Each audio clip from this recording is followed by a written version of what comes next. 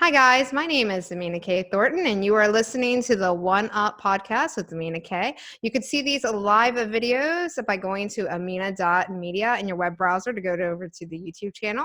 To listen to the station, you can go to amena.fm to listen to it directly, or you can go to anchor.fm/oneup spelled out to get to all nine got a little tongue-tied there. All 9 broadcast stations is on anchor.fm/oneup. Thank you guys for joining in today. This is another message of hope, stories from struggle to success. We are on episode 33, and we have Steve coming in today. And Steve, can you please say your last name for us? Gallegos. Gallegos? Gallegos. In Spanish, it's a Spanish name, beautiful Spanish name. Gallegos. I like No, that. no, no. In Spanish, 2 L's are always pronounced as a Y. Like you go to a beautiful Mexican restaurant and you get tortillas, right? Yeah. No tortillas, right? Yeah. So say that again. Say it slower for me. Gallegos. Gallegos. Okay, that's really cool, actually. Gallegos. So Steve is here, and he has an amazing last name, Gallegos. And he's here to share his story about the truth about the life journey. And he's got quite a bit to talk about today. He gave me some information right before we jumped on here, and it's a lot. So I am just going to let him take away the beginning here and see where we end up, and we're just going to make our way through his amazing story.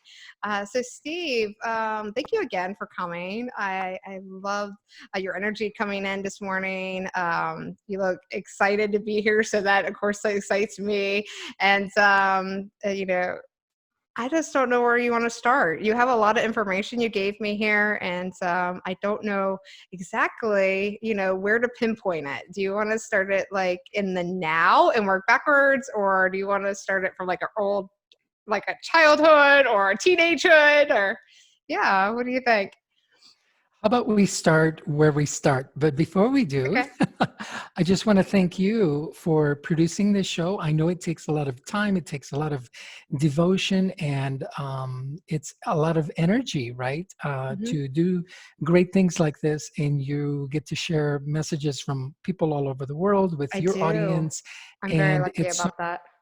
Yeah, and it's so much fun. But I, as a coach and trainer, I'm so grateful for individuals like you that are willing to step out and produce shows like this and get our messages out in the world, because right now we need positivity and connectivity more than anything. And you are making that happen with your beautiful show. So thank you for producing it, and thank you for having me as a guest. Thank you very much. That means a lot. So you wanted to talk about, I'd like to have a conversation. So at any time that I'm sharing anything, just go ahead and, interject and ask questions if you want to, ask anything. And so I definitely will. Great. You wanted me to deliver a message of hope. And so I was thinking about it since we connected for this interview, and I say, well, what is hope exactly? And I think it has different meanings to different people during varying times of their life. And is hope always existent? Is hope always around? And from my point of view, I say there was a time in my life where I didn't have hope. I remember sitting on the edge of my bed, taking a plastic dry cleaner bag and wrapping it around my head tightly around the neck, and counting down to see how long it would take me to lose consciousness, or just that moment before I felt myself like I couldn't drifting away, be in control anymore. And I tried that several times. Oh, wow. Was it over the same amount of period, or was it something that was like very short, like a year or 2 years, or was it like over a span of time? It was for a period of years, at least from the ages of 15 to 17 that I remember. Doing this, I wanted to end my life because I had been programmed to believe that I was worthless, that I was good for nothing, that I had no reason to exist here on this planet other than to serve as the punching bag or the outlet of frustration for my parents, who knew no other way Yeah. of releasing their anger and dealing with their frustrations and those kinds of things. And so I was subjected to severe physical abuse, mental abuse, more than anything. And what impacted me the most, beyond the the physical, the bruising and the pain and those kinds of things, was the indifference by which I felt, like I didn't belong here, like I had no reason to be here. And so that's why I tried to take my life several times. But yet, Amina, I kept feeling, while I was doing this, I kept feeling this sense coming from inside. Perhaps it was a voice that kept saying, don't do this. There's more for you. There's a better life for you. You don't see it yet, but there is a better life for you. And so I ended up taking my life anyway, but just not in the traditional sense of suicide. I took my Yeah. life away. I made a decision to take my life away from my parents and the other adults whose influence I was under. And I started creating my own life at 17. And the way I did that is by joining the United States Marine Corps. Now, a lot of Now people would say, man, let me ask you this. Were you the only child in the household at the time? no, Okay. I was the second of six Oh, at the wow. time. Okay, so you had Yeah. quite a bit of siblings. Now, were they all facing similar abuse, and was it neglect too, or was it just like abuse, like physical and mental abuse? To varying degrees, yes. The My younger brother and sister, the youngest two in the family, had uh, came from a different father. We all had the same mother, so the younger two had a different father, and so he did live in the house with us. But the four of us original brothers, there was a huge conflict between my parents, my birth parents, and my mom and my biological father. They absolutely hated each other. I mean, with such intense passion. And it happened that I happened to be um, Like the excess? the one who most resembled my father. Oh, And so every time my mom saw me, she saw my father. And so every time I did something wrong, like kids do yeah. stupid stuff, right? Kids will do kid things. That's part of the growing up process. You lie, you cheat, you steal, you make mistakes, you break things, you don't It's come about home on time. learning, right? You have to test your Exactly. We all boundaries. go You have to, yeah, all that yeah, stuff, whether it's intentional or yeah. unintentional, we go through this. And so, yes, I know that there's a sense of frustration from the parenting side, like, oh, why can't my kid do what I tell them and what they expect? But to go beyond that and to take hammers and broomsticks and frying pans and throwing me down the stairs and Wow. trying to Now, physically did choke. you ever reach out to anybody when you were that age? I mean, because you were older. You weren't you said around, especially it hit. I mean, I imagine this was over a span of time. This was like your childhood, and then it really just didn't start really servicing that. It was so overwhelming that you wanted to take your life until you were a teenager, because that is when it finally, like, what am I doing? I am unhappy. I just can't live with this pain and this stress. And I want to let you know too, because I don't believe you know much of my story that I know about physical abuse, and I know about mental abuse. And mine also started when I was a very young child. The soonest was age 9. I was sexually abused. I was mentally abused. I was physically abused. A lot of it I forgave within my immediate family.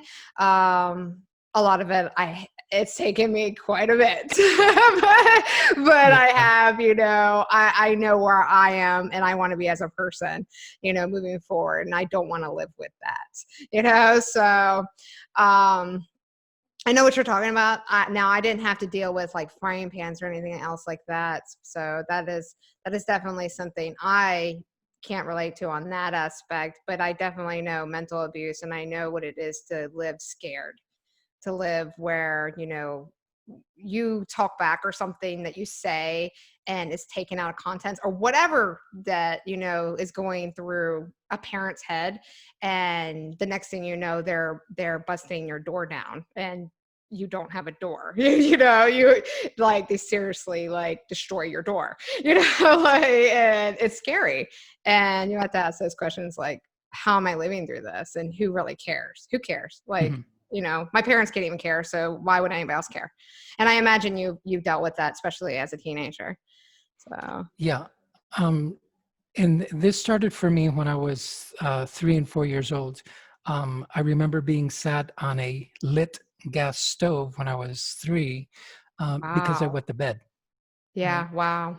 So this is how my parents knew to deal with these issues and how they Yeah. thought that they could train me um, however thought they needed to train me, right? And it was just a failure on their part to recognize that they didn't need to take that route. However, I didn't find out till years later that they too had suffered the same or similar abuse through their parents. And so, this Yeah, I this think that's vicious what it is. cycle The repeats, right? cycle. Yeah.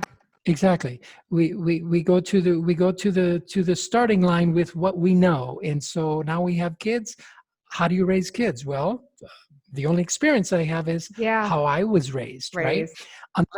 Unless you make a conscious decision, like my brothers did, my siblings did, those that have children, they made a conscious decision that they were going to raise their kids And that's differently. They were going to discipline yeah. differently, right?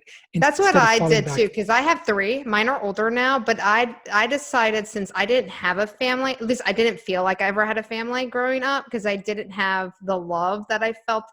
Like I had stuff. I had stuff. My parents would show their love for me with just buying me things, but Mm, they wouldn't spend time with me. And I said, I was the only child in my household. I had three stepbrothers that were much older than me, but they only came on the weekends. But everything was focused around them. Like we always had to do what they're doing. And then one died, like suddenly and that's when I said I was dealing with a lot at age 9 because one died. I was going through sexual abuse from the neighbor. A friend of mine got shot down the road as my best friend. So I mean, a lot was happening when I was 9, and that's why the age 9 is so vivid for me because that's when I started really asking questions to the universe, to God, whatever you want to call it. Um, and just trying to like figure like what do I do, and not really feeling safe at school, at home, nowhere. right. And yeah, I don't know where I was going with all that, but I definitely know what it's like, where you're just lost. You Right. just feel Right. lost and you're Right. just like, I don't know where to go. But I'm glad that you did have the Marines. You went to the Marines, right? Is that okay. Yeah. Correct. So Correct. did you find like a family atmosphere? Oh, that's what I was going to say. So yeah, I raised my kids differently. I homeschooled all of them. My ex, I'm going through a divorce right now, been with 20 years. I didn't realize how abusive he was until he's out of my life. I saw bits and pieces of it over the years, but I always felt like, we're going to make this work. We're going to make this work. So is what I guess the clinical whatever diagnostics on it. I hate labels, but I guess it would be a super empath, they call it. So I Mm, am very focused on like family and making others happy or feel good. And I definitely see that because I raised my kids. We're really close. Like I let them, express their feelings and talk. And we talk a lot about life and, different aspects of things and everything. And I love to have that relationship. But yeah, I totally did the opposite of how, I was raised. Um, mm. so I see what you're saying with that. But yeah, back to the question on, did you find a family when you went to the Marines? Did you find more peace when you went down that route?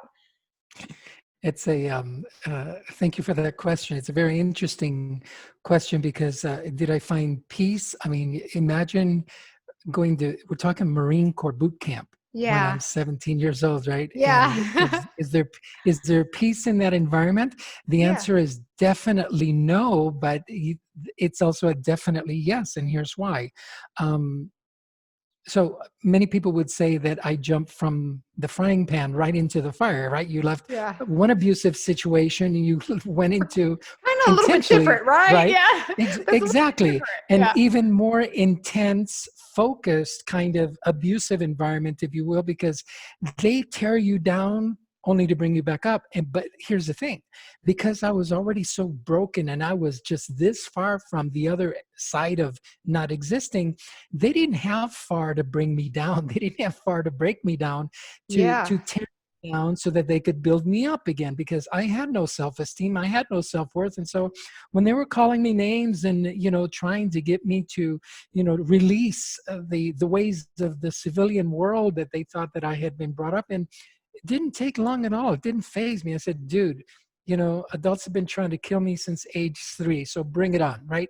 That was my mindset. And so I was strong to face that kind of attack. And, when you have the drill instructors, 2, 3 drill instructors yelling at your face, yelling conflicting orders, trying to confuse you and trying to see how you're going to hold up under pressure in that kind of intense training. So here's what happened.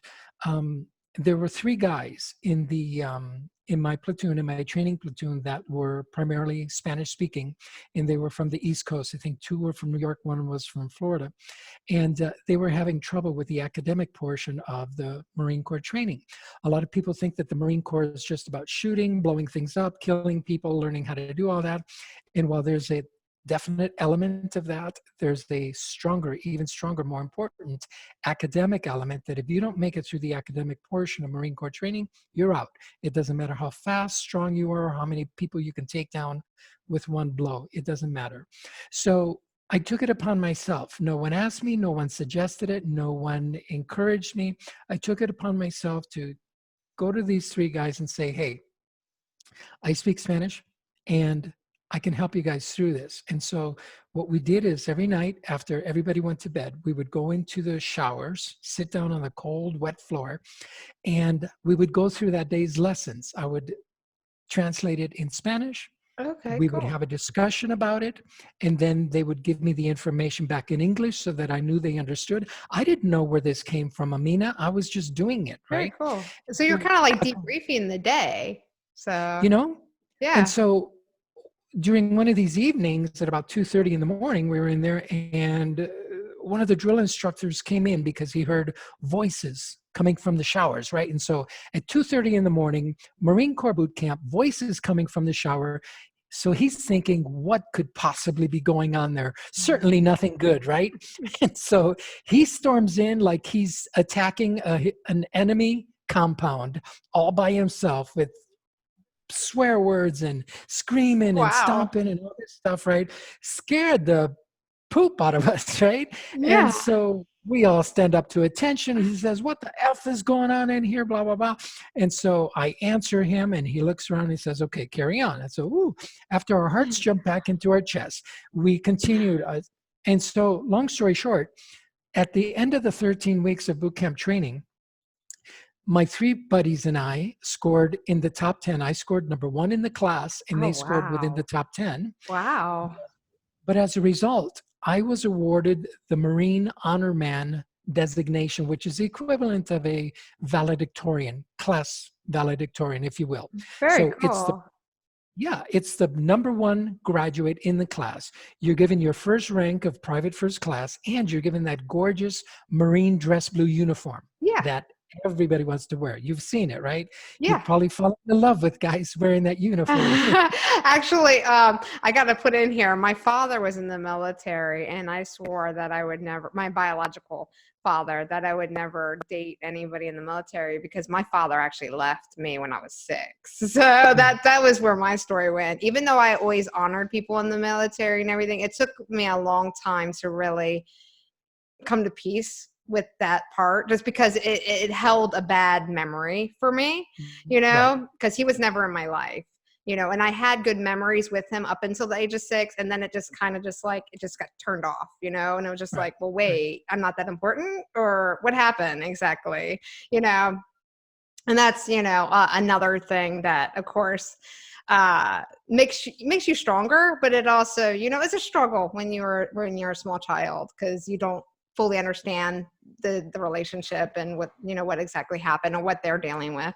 So my Exactly. biological father's long passed, but I didn't get to reconnect with him ever, really. So yeah. I'm sorry to hear all that.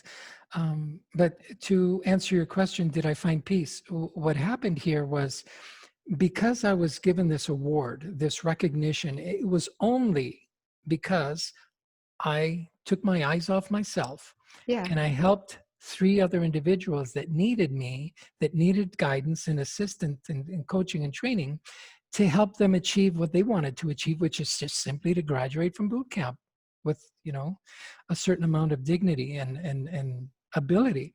And so that's what I did. And so my first lesson um, in the big scheme of things was that if I help others achieve their dreams, I'll get what I want without having to Oh ask for yeah. it. Yeah. Because I didn't ask for this, right? Yeah. And so that was my first big lesson. And so since the age of 17, that has been my driving philosophy, is to find ways to help other people to get what they want. And it was through this experience in the Marine Corps that I found self-esteem, I found self-worth, I found self-respect, and more than anything, Amina, I found that I am the author and producer of my story. Previous You're to that, I exactly was I was correct. the actor. I was Yeah. simply the actor in someone else's story, and they could do Yeah. what they wanted with me. Now you came to this realization early, it sounds like. So you were maybe in your 20s when you found out that you're the writer of your story, basically?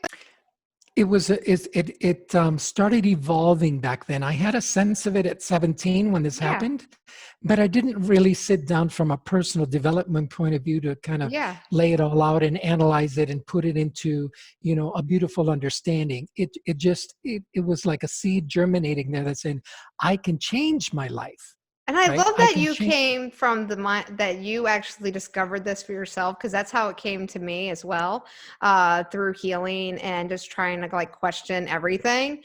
That's how I discovered it as well. And then realizing, oh my goodness, like successful people always talk like this. And I can hear it now. I didn't hear it before. And philosophy talks like this, and religion talks like this. And it really is like gives you that relief, and you're like, oh my God, I finally found peace with the universe, because Right, right, before I even like I said, at age 9 was my like my down, like my serious downfall of like, how my next many years played out. But I remember even at age 9, I couldn't believe in God. Like I couldn't. Like I really wanted to. I really, really wanted to. I wanted to find that like higher peace. I like, so I went to my friend's church, like whenever my friends were like, hey, we're going to church. My parents are making me go to church. I was like, can I come? But I never found it. But I would talk to like nature and stuff. It was kind of right. different for me. So I knew something was kind of there, but I couldn't think of it like, the Christianity view where I had to actually give up something of me to receive something. I could not see that. Because I was like, that's not reality. That's fake. I don't see that because my life's not like that. I'm doing good. Like I wasn't a problem child. I, had bad grades and stuff, but I never talked back. At least I didn't think I did. But dealing with stuff as a child, things are said. So I always wanted that peace, and I finally found it through like you did, where it was a lot of self discovery and just trying to figure out what's going on in general. So Exactly. And so come to find out that bad things happen to people, period. I mean, it's just every successful person like yourself, like the many business leaders that I've had the privilege of speaking with and working with and guiding and training on my own, um, we've all come through something. We've all come through struggle. No one makes it through this life without struggle. I mean, just think, when you think about it, think about someone that is born into a safe, peaceful, joyful environment, who never has to ask for or suffer for anything or want for anything, is always handed whatever money, whatever food, whatever yeah, privilege, whatever thing that they have, and they go out into the real world. What truly does a person like that, which I don't believe exists, but what truly does a person like that have to offer someone else that is going through struggle and pain and yeah. Well, see, adversity I, and those kinds I of things, right? actually, since I've been homeschooling my kids are still homeschooled, even though I am a sole parent right now. Um, but going through like co-ops and stuff, and I don't know, there has to be some kind of, like you said, there has to be a struggle, but some people play it off so well, like so well, like they're like dream life, like they married the perfect guy, they have like all this money, they are traveling. I was like, wow, what a different life that is. I was like, I don't even know how to relate to that. I was like, you know what I mean? Like, I don't know if it's a good like acting, or they just like you said, they don't have nothing really to offer. So they're just hanging on to what their spouse or what their community has to offer. And they're just kind of playing on the sidelines. They're not really Mhm. playing the game of life. They're just kind of drifting with what everybody else is doing, which Right. I don't think is really life. Well, it's, we all have our own uh, desire to experience life, and Yeah. you have a different way to experience it than your next door neighbor, than even I do, right? You and I, Yeah. we come from True. a similar kind of struggle, right? However, we see life differently. You homeschool, I don't have kids, so I can't relate to that, etc. Yeah. I created a life for me that I thought for me is the best, just like you're doing for yourself. But this changes every day, right? If you It meet does. someone tomorrow that appears to be, wow, this is the kind of person I've been dreaming of, and I have these feelings and energy that I really want to get to know this guy, um, and perhaps create a long-term relationship, et cetera, et cetera. I don't know if you're in that or if you wanted to, but ultimately, if that happens, Yeah. your vision of life as it exists today will Would change, change. because now you're required to expand upon it, right, in order to fit in this new dynamic of a new relationship, or new children, or moving, or new job, or new career, more money, less money, Yeah. whatever it Whatever it is, is. Yeah. right? So we need to be flexible for these dynamics. And you're right, some people do go through struggle and they find a safe haven and they go, "Oh, this is it, I'm staying here, I'm not going out, Yeah. I'm not talking, I'm not going to make myself vulnerable, I'm not going to expose myself, I'm just going to stay here." And ultimately, if that's the life they choose from themselves, great. But Oh yeah. Totally agree. if one day they wake up and say, you know what, uh, I'm really not satisfied, because there's got to be more to life, there's got to be, right, I want more, I want to go out and do more, I want to be someone, not someone else's wife or someone Somebody else's else's. Yeah. husband, right? I want to be recognized for myself. And I know a lot of people that have gone through that especially in older generations, right? Married couples, Yeah. usually in many cases, the wife would stay at home while the husband would go out and conquer the world and become CEO. And Yeah. all of a sudden, oh, you're John's wife. Oh, you're John's, Yeah. Yeah. you're They don't just have an John's wife. identity. They don't have an Exactly. identity. Yeah. And at some point, a lot of those women, and you see them rising up today and say, I got tired of being John's wife. I Yeah. wanted to let the world know that I'm Mary Martinez or Johnson, Yeah. whoever, right? And this is what I do. I teach, I have these skills, I have these values. So everybody has to make that choice at one point or another, right? Some people make it sooner, some people make it much later in life, and some don't make it at all. And some Like people I are know, forced to make it, like if a spouse dies or exactly. or gets divorced or whatever it is, and anything Exactly. Exactly. else. So going back to this idea of hope and pain and struggle and suffering, if you are in a struggle right now, I'm speaking to your audience now, Mhm. if you are in a painful situation, if you are going through something, whether it's through COVID or it's through a loss of a job, it's a health issue, it's a relationship issue, it's an infidelity issue, it's an addiction issue, it's a child rearing issue, it's a parenting issue, whatever the case may be, financial issue, trust that you're not alone, number one. Number two, someone else has already experienced that problem and gone through it. And so what this means is that you too can make it. You too can go through it. You too can break through it. You too can go around it. You too can find the solution. It's there. I share with my audiences all the time that whatever you dream of in life, if someone else has already done it or something similar, that is a gateway for you to enter that same road, that same pathway, and experience that for yourself. It may look different. And this is like for people that say, oh, you know what? I want to grow up and be just like Michael Jordan. No, you don't. Because if you try and be just like Michael Jordan, you'll fail because there's only one Michael Jordan. That's true. You'll fail trying to be like Michael Jordan. It's better to say, I want to play at the level of Michael Jordan. Now that's I a like different that. story, It right? is. Yeah, Because I now like I that. can be 5'9". I don't have to be 7 feet tall or Yeah. however tall Michael is. I Yeah, can I be don't five either. foot I nine, don't know. right? Or I can be 6'2" or whatever, and play at his level because of mindset, because of training, because of practice, because of rehearsal, because of all of these things. And so it doesn't matter whether I win a world championship with the Chicago Bulls or not, because if I'm in my own little world playing at the level of a Michael Jordan or a Jeff Bezos or a Elon Musk or whoever your favorite business titan, community titan, political leader, athletic, sports star, music star, rock star, whoever that And person is. and all of these people that you named, if you read their stories, it is like, wow, I didn't know they went through all this. Like you don't hear it in the mainstream news, but I just actually finished one on Amazon. I think it's called Unboxing. I don't, well, I'll pull it up later and put it in the link. So guys, you can check that out. But either way, so it was about his story and where he started as a small child all the way up until like all the things he had to deal with building Amazon. And I'm just like, wow, that was quite a bit, actually. It's pretty impressive. Exactly. It's pretty Exactly. impressive. Yeah. And then you look at what he's done, right? Jeff Bezos. Oh yeah. One of the richest men in the I world, think if he not is the still, richest yeah. I right think he now. is. Yeah. Okay.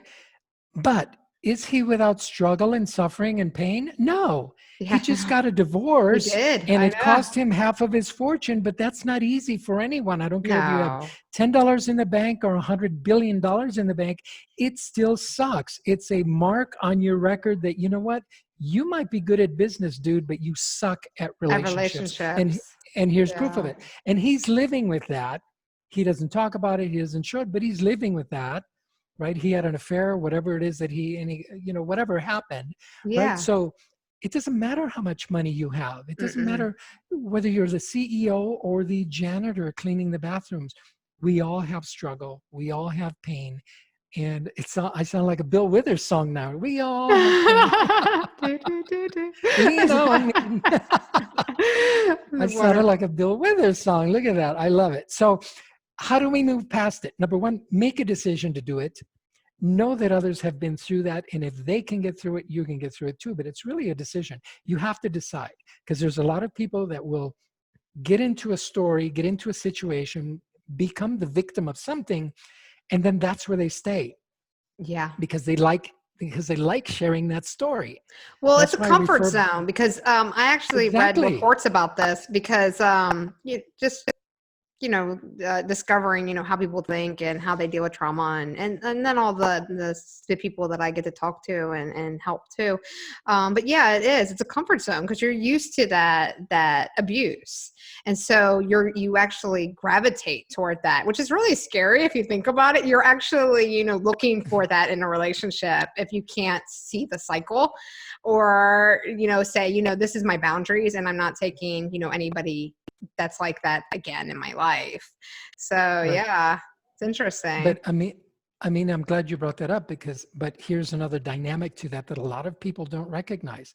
Yes, they get comfortable to that, what you and I may deem a miserable situation. Yeah. They get used to it and they find comfort in it because at least it's something that they know.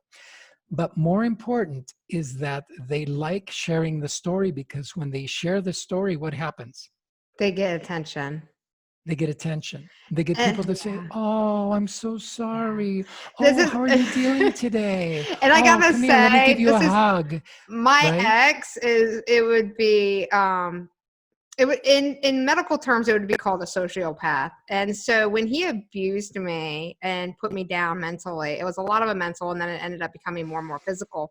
But when he would do that mentally, like literally I would be like before everything just fell apart, I was literally crying in the bathroom every single night so my kids didn't hear me. I would go into the woods and cry. And so it was just like, what is going on in my life? What's happening? But then it was also like, you know, what was the word? Okay, keep going. I know it'll come back to me. So I'm We trying were to think of the talking word about right now. But what's that?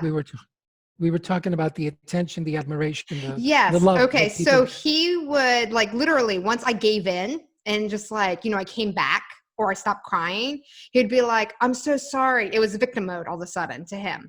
It was like, I am a broken person. I, was raised like this. The demons are talking to me in my head, and on and on and on. And then I would feel bad. He would make me feel bad that I wasn't respecting him in relating to him Mhm. and giving him attention. And I didn't realize how bad it was, like I said, until I was out of that situation and then reflecting a lot about it. Like, why did I act like that? Why was I, Right. taking it, and like, why was I feeling like I was making up a false reality within me? Because Right. a lot of the abuse with my relationship was he would tell me that I'm crazy or that I made stuff up, but I would actually take notes. I would literally take a journal and write down what happened and then come back to it when he said that I didn't say that or something. And I was like, I know I said that. I know that. And then I would look back and I'm like, yeah, I did. And then I would ask people and they were like, yeah, you did. I'm just like, what? I don't understand. You're trying to make logic out of this stuff, right? So I'm like, I'm totally grateful for my journey because it helps me better relate to a number of people that have dealt with this. And I could say, if you got anybody that is listening to this on the podcast, anybody that is on the YouTube channel and want to message me directly on something specific just like this, know that I am here. Steve is also a life coach. So anything in your story that you say, hey, I've also been in the military. I did, go through serious physical abuse as a young child, and I can totally relate with him on his story. Definitely reach out to people that have been through it because they can empathize with you on a whole other level than any type of trained person. And that's why I love doing the Message of Hope series, Stories from Struggle to Success, because if you can relate to somebody that's went through it already and they've already made peace with it and found what's really pushed them through, right, Steve? What's really gotten them over that hurdle, then it will be so much more worth it than one, dealing it on your own, and two, hiring somebody that doesn't have that specific story. Correct. Like say that went through like a medical training or something, that can't relate to you on the same level. So yeah, like I said, I'm totally grateful for you, Steve, coming in and sharing and being so open too. Because some people I even have on the series still are struggling with their story, and I tell people, they don't have to tell their whole story if they're not comfortable with it. So Yeah. Yeah. yeah, They're still living in that pain, and that pain is controlling them, unfortunately. But until you let it go and you decide that you are no longer just the actor, but you're the producer, the writer, and director of your story. Now you get to choose what happens from this moment forward. You get to choose who's in your life to play the particular part of husband, wife, of child, or teacher, or colleague, or employer. You get to choose all those people. And if the ones you have right now are not serving you, make the decision. But until you make that decision, my friends, all you're going to have is the same and a repeat of what you're not wanting, of what you say you're not wanting. yeah, definitely. And please don't live in the victim mode. That is no way to live because eventually it's going to tear you. It's going to tear you down in other ways. You might feel comfort in the like attention, but eventually that tension, it's like crying wolf over time. People are going to see that as a negative. People want to follow people that are confident in general, and that's what you look for: leadership, and that's what you look for a company or culture. You always look for a leadership, and you want to be the leader of your life. So like Steve said, if you are struggling, and definitely seek help, especially if it's something that you're dealing with that any one of the guests here can help you on. All my guests are very open and want to help, even if they're not life coaches. So I love life coaches because like I can relate a lot to them, but some people are just business people and they just want to help, they're just like, this is my story and I want to help. But definitely, reach out to them and just be open, because, once you relieve that pain, you're going to be at a whole level of peace, and you can start healing other areas of your life, because it seems to always flow into other aspects, like through not only, like you said, we're talking primarily about relationships right now, but even like your health, like your physical health. And and then it can end up becoming pretty serious later down the road, because it's compounding. And a lot of it you just don't see. So it's not something you can actually physically see and pinpoint. Can you relate to that, Steve? Can you say that, hey, you weren't really taking care of yourself too well, and you were going through like all this pain, right? So yeah, when I was back in the days when I was eating fast food. But no, you bring out a very critical point here, is that anybody that is suffering, well, I'm not a medical doctor, but I do play one on TV. Okay. yeah, However, I happen to know through my own personal research and study, and this is my personal opinion that is shared by even many medical professionals, is that most, not saying all, yeah. most illnesses, diseases are due to emotional trauma. Because when you think about it, there's no cancer tree out there, right? There's poison ivy. If I go out into the wilderness and I touch poison ivy, I get a rash, I can connect the two. My body came in contact with poison ivy, but there's no cancer tree out there, right? So, and all of those other diseases out there are linked back, or have been linked back through research, through science. A lot of people believe this, back to some emotional trauma. And so if you harbor, if you keep all this pain and struggle and emotions inside, and you don't talk to someone, a professional, you don't seek guidance, you don't seek help, then it is going to literally eat you alive. And there's the reason that phrase exists, is because these things will eat you alive, and it manifests in disease and illness. It does. And that's a whole other study with mine too. And I actually really like that study too, when you start digging into the wellness half of your mental health and how you talk to yourself. Because there is even like you said, there's studies with it, with the, where it might be cancer, it might be, obesity and things like that. And I could definitely see that too, where just talking to people and hearing people's stories and then seeing how they're living and how they're dealing with and coping. But also in the mental aspect of, if you're always telling yourself you're well, and you're what did Ali what was that boxer's name? I can't think of it right now. But if you always tell yourself like you're the best, like you are just overconfident, I don't want Muhammad to say Ali, with the you think? ego, you don't have an ego, but you're just really confident in your words. Then you're gonna, be healthier in general. And there is studies with that as well that I've looked into, dealing with the mind and what you tell yourself. And it does play out in how not only you treat yourself. I mean, you could treat yourself so terribly, but still be healthy. And I know personally, like I had gained tons of weight, ups and downs, especially I could see where, there was different cycles on my life that I gained a lot of weight, I lost a lot of weight, gained a lot of weight. But then I always had this running in the back of my head that I'm like, I'm never going to get sick. I don't feel sick. I never went to a doctor, still to this day. I mean, I have walk-in doctor, but I've never been sick. And because I don't know, something that I've always played in my head, like I'm not going to get sick. My kids are not going to get sick. Thank God, knock on wood. It has worked and manifested its way this far. So yeah, Exactly. I don't Yeah. know the dynamics of it all the way, but for what I've already researched into it, you can literally talk anything into your life and focus any aspect of your life to change it. And a lot of this is in the personal development field as well.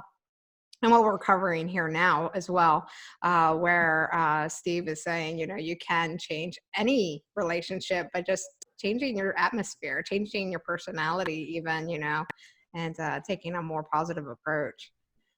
Exactly. And once again, I'm glad you brought that up because words are critical to our success, they're critical to our health, they're critical to the long-term maintenance of not only ourselves, but our relationships.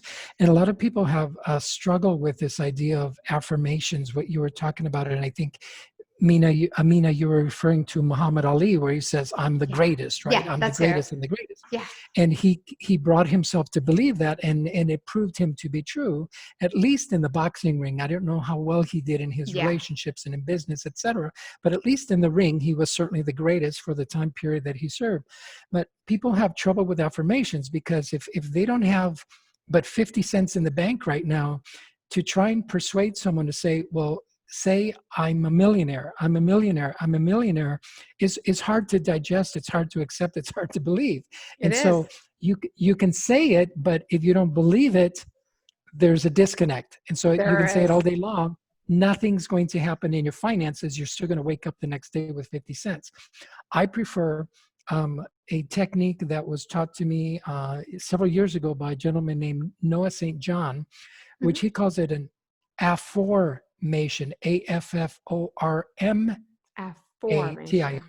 Yeah. affirmation. In other words, before you can affirm something, like let's say I wanted to put this pen into the ground. I mean, I wanted to stand up on my hand like that or Yeah. wherever, right? First, before I can affirm it, I have to create a formation, which is why they dig the ground in order to create this place for the skyscraper or for homes to sit on, right? You Yep. don't just build a skyscraper on top of the ground, you build a huge foundation. And so, this is what an affirmation is. An affirmation is the foundation for the affirmation. And so, how do you create an affirmation? An affirmation is created through a question. So, Amina, instead of saying, I'm a millionaire, I'm a millionaire, I'm a millionaire, you can say, why am I rich? And what happens when you ask the question, you say, why am I rich or why am I a millionaire? Your mind goes to work, kind of like a computer, to find answers. You say, okay, I'm rich because I have perfect health. I'm rich because I have the love of my children around me. I'm rich because I'm safe. I live in a beautiful home and safe environment. I'm So rich so because what I you're have really doing is you're programming your subconscious at that point. reprogramming your subconscious. Reprogramming. Yeah. That's correct. With valid information, right? Not Yeah. just I totally dreamy. believe in that. Yeah. Yeah. Yeah. So that's the trick. So you can affirm, but first you have to create the foundation for that affirmation. So ask yourself the question. And yeah, so that's what I have for you. This has been so much fun. It is. It is. So let me go back a little bit on your story too, because I want to see what else played out. So you went through the Marines, right? And All right. how long were you in the Marines for? 4 years. 4 years. And what'd you do after? Where did life take you? It happened that when I was a child and getting beat and abused and all those things, there was one thing that I could do where people recognized me and applauded me and admired me and gave me love, and that was to sing. Oh, And really? so, and so as a young child, I thought that singing was the way to get love. And so I set a plan for myself when I was a child that I was going to grow up and become the world's modern day Julio Iglesias, right? Do you know who that Yeah. is? Yeah. Okay. Yeah. I don't think there's a woman alive on the planet that doesn't know who he is. Um, and his son Enrique. So I wanted to become that persona. I wanted to become that person. I wanted to sing and just be on stage and entertain people because I thought that that was the way to get love. And so to answer your question, I left the Marine Corps, moved to Los Angeles, and I started pursuing a music career. But while pursuing that, I needed work. And so I joined the sheriff's department in Santa Barbara, California. And I worked for the Santa Barbara County Sheriff and eventually the Santa Barbara County Marshal. So I had a career in law enforcement, which went really, really well. And during that experience, Amina, one of the judges that I worked for Mhm. recommended that, hey, if you want to be an entertainer, you want to be a big time singer, why don't you become an entertainment lawyer? Because entertainment lawyers run the whole business. And so you Huh. can get to meet the people that you need to meet in order Yeah. to To expand your get, career. yeah. Right. And I The thought, connections. wow, that's really cool. I can be a lawyer and I can wear Armani suits at the same So time. I can look really good too. Exactly, Oh, exactly. style and an awesome voice. And making money while And making pursuing my money. Yeah, music I career. know. What can be What better? could be better? So Yeah. I did that. I Awesome. quit law enforcement. I went to law school at night. It took me 4 years instead of 3 because it was a night school program. But I did it. I passed the Wow. California bar the first time around, right? And so here's this good for nothing kid. All of a sudden, whoa, he's excelling at Marine, excelling in law enforcement, now becoming a board certified trial lawyer, which is what I became. And I worked in the entertainment industry. And what I found was that when I got to open the doors that I thought I wanted to open, I saw so much abuse and negative situations that ultimately, after a number of years, I decided, I don't want this. I don't want this at all. So I left the music industry. I left the legal industry. I'm no longer a practicing attorney, although I still have that skill and ability. Yeah. I use it for my business clients now on a business consulting side.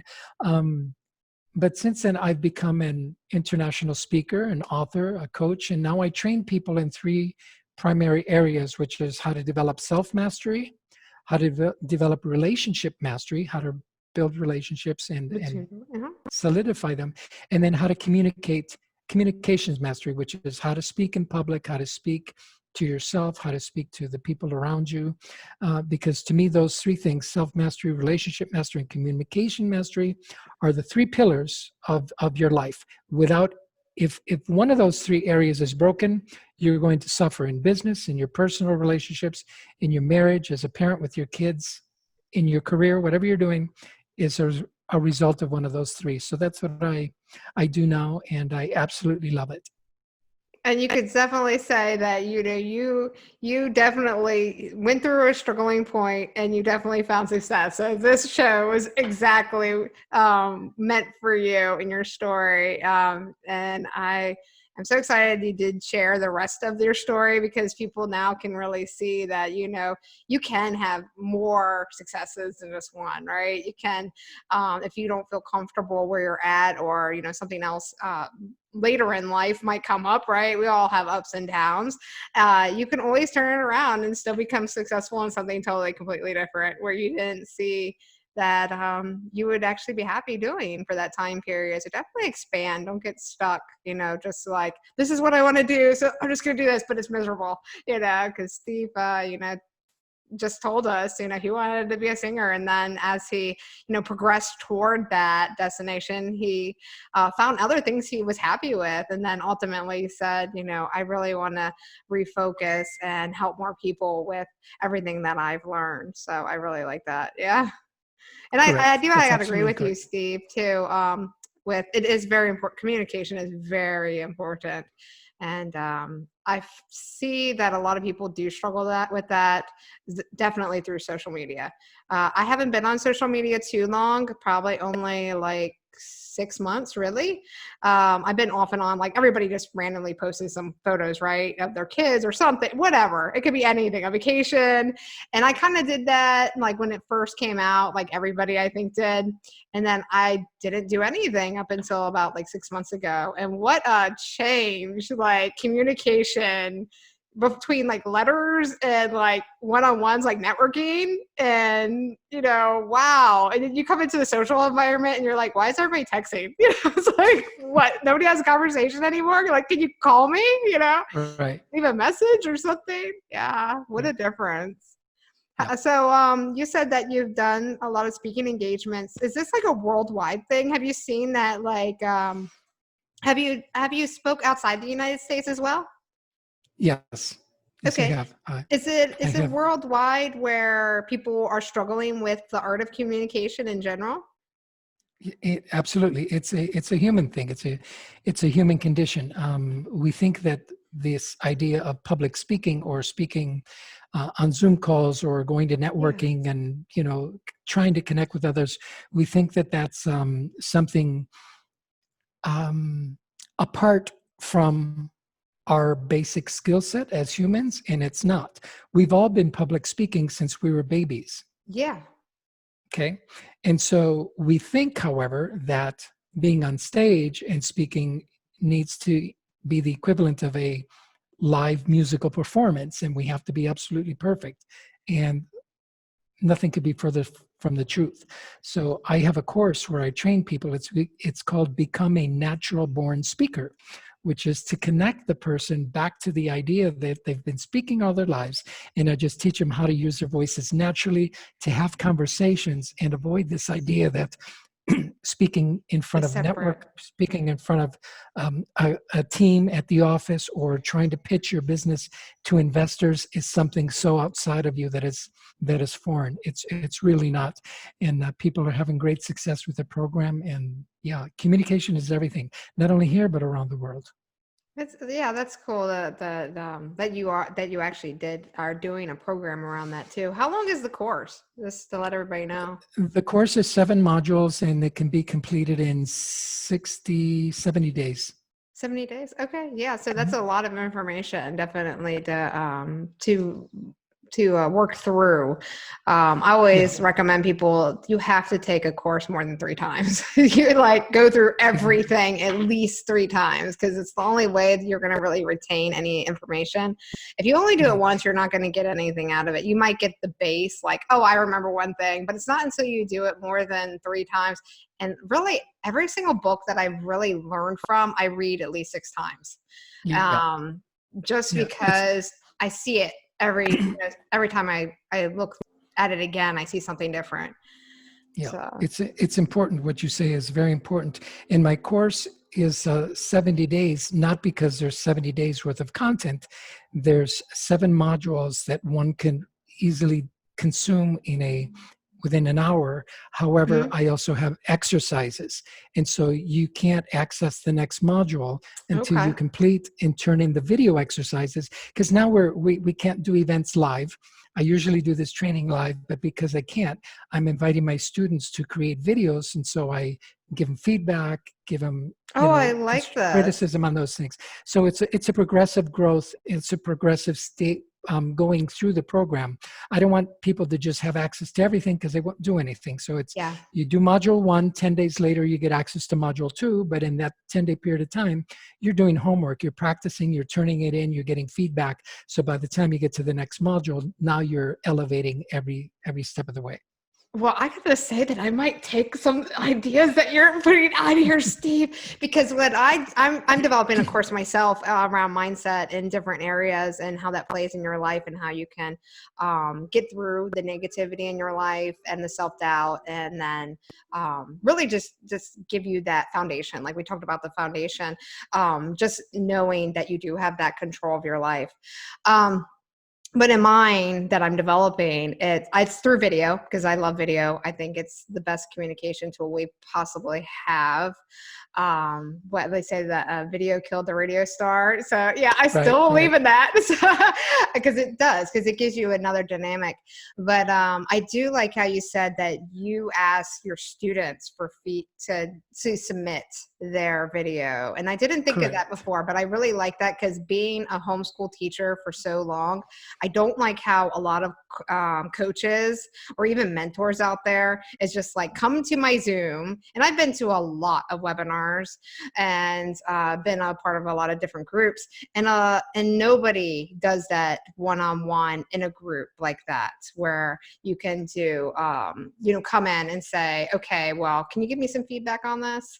And I like how you took care of that element. And I didn't think of that before. Because before I was like, I'm going to come out with some original content and for these people to give them a personal like pathway to get through their specific struggle. But just getting that feedback from them on video, because then you can really analyze it and then work it out with them in Right. general. And do you actually do a call with them afterwards, or do you leave them another video, like a follow-up, and say, hey, I think you're doing great, you need to work on these key areas? And I Well, we love have that. a Yeah, I love that. a private Facebook group for the students and alumni of our course. Yeah. That is where they post their videos. So that's part of the public speaking element, because now their videos are public, even Yeah. though it's in a private setting, and I give the feedback directly on the Facebook group, so that because I want everybody else to To see it learn. as well, Yeah. as it'll help them, and it helps the other students see what my analysis is, because I'll point out, you did this here, you did this there, you did this awesome, you did this awesome, and I want other students to learn and get that experience as well. Yeah, I like that. I like that. Like it's original. It's an original concept that I haven't heard yet, so I really support that idea. And like I said, I definitely recommend anybody listening to this that needs to work on their communication or public speaking skills to definitely try out the course. Where would they go to see the information and sign up for the course, Steve?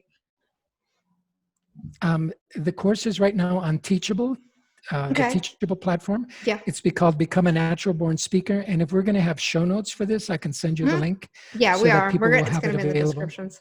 Mhm. Yeah, and then they can connect with me on a networking platform called Be Connected, which has just recently launched, but it's a closed network for professionals, invitation only, and that's where I'll be spending a lot of time, and also offering some very valuable free training, as I'm one of the master coaches for that organization, and so anybody who joins will have access to starting right now, about $30,000 worth of free business training. So I think that's invaluable. Oh yeah, definitely. Definitely about. Yeah. And now is it searchable? Can you search that? What is it called? What's the site called? Be The Coachable? plat the no, the platform where my course is right now hosted, it's called Teachable. Yeah, that's Teachable. But what's the other one that you said that was The the business the one? it's called Be Connected, BEE, and connected with the letter K. I'll also send you the link to that, because Amena, Okay. I think that would be a great platform for what you're doing, and also to connect with other influencers, thought leaders, business leaders, etc., that you want to not only interview but learn from as well. It's Okay. yeah, Yeah, it it's sounds interesting. Yeah. yeah. So is this, you said that was closed platform though, but people can actually, you're saying closed where it's a closed network of the speakers. It's not a closed network for the people that are learning, correct? It's a Or, closed network in that it's invitation only. In other words, you can't just go and say, I want to sign up, kind of like yes. LinkedIn, right? Because Yes. LinkedIn has become, it started out as something beautiful, but LinkedIn is now, they've got 70 million noisemakers, Yeah. right? And it's like, oh my gosh, how do you do that? So this team of very brilliant people from around the world decided, we're going to put something together that takes the best of LinkedIn and takes the best of the educational world Yeah. in business, and they've married the two together. So Okay. now, it's kind of like being part of LinkedIn, but you get educational access to master coaches like myself, but it's invitation only. So it's not just anyone can join. So I can Yeah. issue you an invitation, and Okay. then That'd be interesting. if you have anyone that you want to invite, right? They got to be honest, integrity filled, ethical Yeah. business owners. That's all what we want. Yeah. And then you can invite them into the organization as well. Okay, sounds interesting. Like I said, I'll definitely check it out. I know another gentleman that is in my network that has an entrepreneur social network, which is really fascinating how he put that together. But it's not like you're saying, it's not an education base. It's more like for just the entrepreneurs, for the business Yeah. owners. Yeah. It's not for like general, like a whole learning platform. Right. It's more like a networking thing. So yeah, definitely interesting. So what other projects or anything that you'd like to tell the audience, and then where would they get the information from that to get that information? Well, those are the ones that are keeping my hands full right now. My commitment to the Be Connected organization is to create learning content that is Hmm. useful for anybody in the business world. It's not just entrepreneurs or business owners. It can be someone that works for a company, someone that works for a corporation, someone that works at a law firm, et cetera. You don't actually have to own the business to benefit from this. So that's it. I'm creating these programs, um, interviewing people for that platform. And my mission in life right now is to really just serve the world at a level, the equivalent of someone like Tony Robbins. Hmm. He's having great impact in the world, and I want to have an equivalent impact, particularly in the Spanish language, just to help people get to know that, you know what, you're going to be okay, and you are worth everything. You are worth Yeah. more than gold. Yeah. Yeah, I like that. And you could definitely do that. I don't know what your your contract, if there is a contract with your B network. But I definitely know I've seen some good stuff on YouTube. Like if you know how to utilize YouTube, it's really Yep. good. Even TikTok is really amazing what you can do on TikTok nowadays too. I know there's been some news behind that lately, and I don't know what's going to play out with, but you can at least keep the clips and reuse them somewhere else. But I like how there's short little bursts of information on TikTok. Yeah. And you can make Yeah. them fun. It's very Yeah. useful, very fun. So if you become part of the network, then I can create some interviews with you, and we can make those because I'm part of the master coaching faculty, Mhm. then I have a lot more visibility than just a general member. But if I interview you, then you'll have access to that visibility, which will be really good for you as well. Okay, well, we could talk about this definitely. I've got some other projects that focus around education and stuff. I do have the YouTube channel under Amena.media that I do a lot of series on as well. But yeah, I totally support education, especially because I have been a homeschool teacher for 15 years as well as an entrepreneur for over 20 now.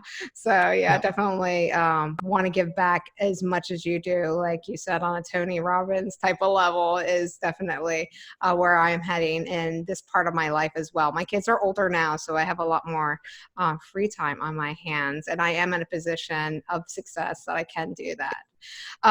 So yeah, definitely. Any final words that you would like to leave the listenership and the people on YouTube that will be seeing this? Well, we've covered a lot of information, and there's a lot for folks to digest from this call, especially the things that you've shared about breakthroughs and your own journey, and looking at where you are right now with the success you're having with your family, having homeschooled your kids, and now being shifting, right, pivoting into becoming a phenomenal entrepreneur, right, business owner that you are, creating podcast and content and those kinds of things. So there's a lesson right there. And so what I would leave people with is that the thought that I wanted to share is bad things happen, but that's good, right? It's good that bad things happen. And just real simply consider going on vacation, or the last time that you went on vacation. You did things, maybe you just laid on the beach, maybe you just, toured the city, whatever your style of vacationing is, but you didn't stay on vacation. You came back to the real world to face the challenges, to face the struggles, to face the obstacles. Why? Because that is part of our drive and need as human beings, is to solve problems, not only for ourselves, but for each other. And that's really important. You could have stayed on vacation, but you purposely chose not to. And I don't think there's anybody that chooses to stay and live on the island, because ultimately it gets boring. If you look at blue skies all day, long, you yearn for a cloud, you yearn for a storm and some lightning and just some character in what you're looking at. And that's what problems are. That's what struggles are. That's what obstacles are. And if you learn to look at life that way, you realize that there is a benefit in every struggle. And I got to put in one little thing here on that too. There is an amazing book I just finished called Tribe, and it does with what is that? Post-traumatic disorder. A lot of people in the military face, and it basically, the story has to relate with during war times, people were actually happier because they felt they had purpose, and that's where. Yes. I know that's what your target here at the ending message was. And so I thought it'd be good to mention that book, Tribe, because it does, it's really interesting to hear why that is. And this gentleman that wrote it was a reporter, of wars. And so he made this whole book around why that is, based on his findings and reports. And I got to say, yeah, you don't really... some people don't ever get the experience or really notice it. We all been through struggles, right? But we might not recognize it as a good thing. And right. it really does give you more purpose when you do go through a struggle, because then you do get to ask yourself those questions that you might have been avoiding, watching TV or the news or blaming somebody or whatever it is, right? So Exactly. it is a blessing. Thank you again, Steve. I enjoyed having you here today on Message of Hope, Stories from Struggle to Success. And I wish you the best. And I'll talk to you, I imagine, shortly on everything else that's going on. Feel free to give me any links, and I'll put that on the description on the YouTube channel, Amena.media, as well as the podcast, One Up Podcast, so our listeners and viewers can have that information. For everybody out there that's listening and viewing this, thank you for going through this journey with us. I wish you all many, many blessings, and I'm very grateful for anybody that does gain knowledge from this and also shares the message with their friends and family, so you can improve their lives and give them hope in the world too. So thank you again, Absolutely. Steve. Thank you, Amena, for having me on the show. Thank you again for producing the show, making this information and bringing such wonderful guests to your audience so that they can perhaps take a little bit away and make their lives better. And so, thank you again. Thank you. I'll talk to you later. Take care. Okay, bye.